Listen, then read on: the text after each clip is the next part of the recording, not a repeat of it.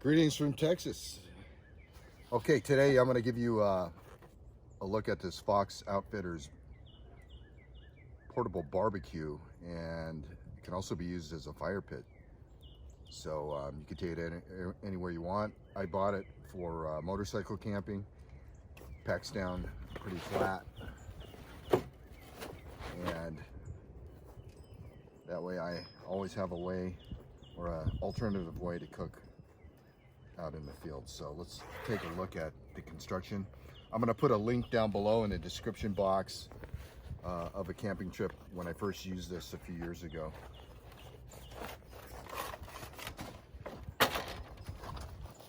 So here are the components, and let's put it together. It's very simple.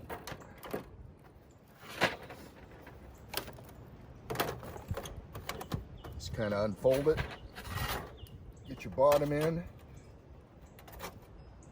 get your charcoal grate, and then you have your grill surface, and that just folds out.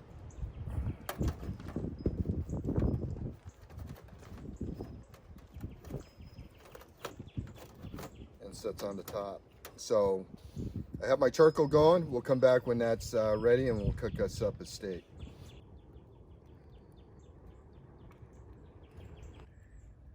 All right, here's our ribeye.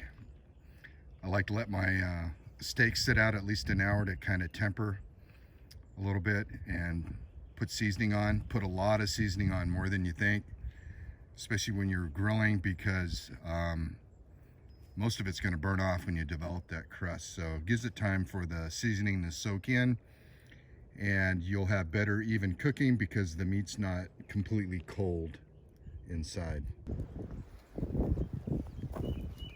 All right, our charcoal's getting close. Let's go ahead and get it into the grill.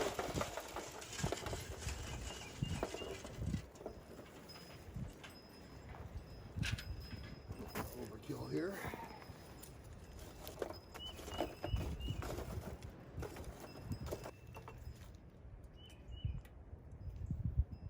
And we'll let that heat up and clean it off in a minute. So the one complaint I have regarding some of these portable grills is the ability of this grill to keep from sliding around.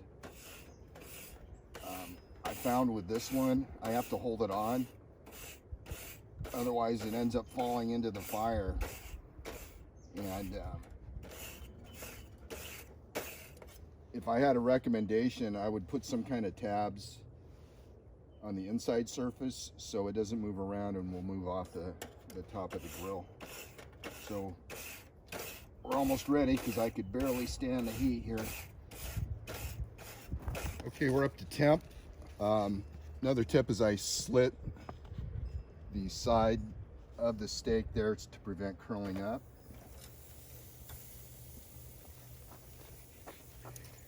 And we're going to go for internal temperature of about 135. It's about 3 minutes or so each side. If you're going to use a meat thermometer on steaks, stick it in from the side in the middle instead of trying to do it from the top, and you get a better, more consistent reading.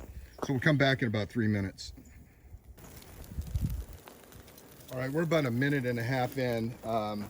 The fat's starting to drip off, creating a hot spot, so we're going to rotate it and get us some grill marks and move it away from that hot spot. Okay, that flame is really hot. It's been about another minute. So if you have a hot flame like this and you're cooking steak, you're just going to need to flip it more often.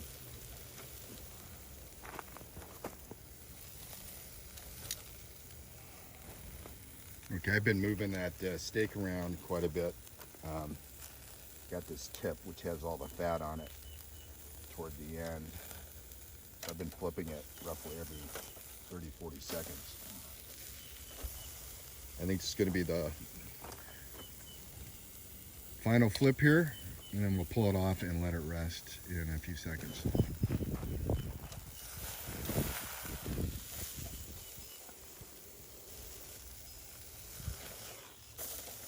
Okay, let's go ahead and pull this thing off and let her rest.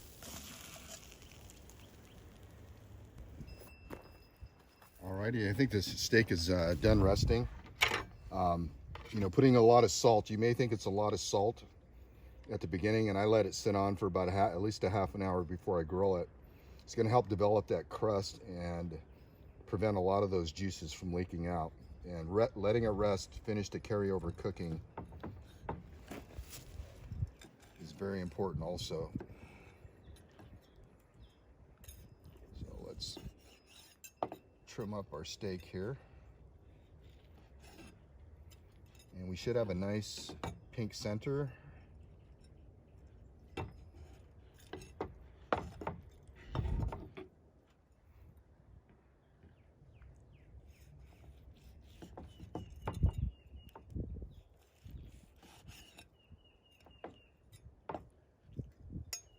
Nice sear lines.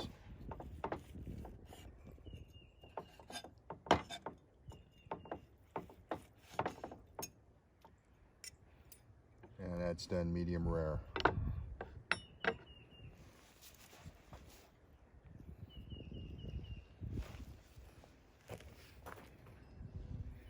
So let's give it a little taste test.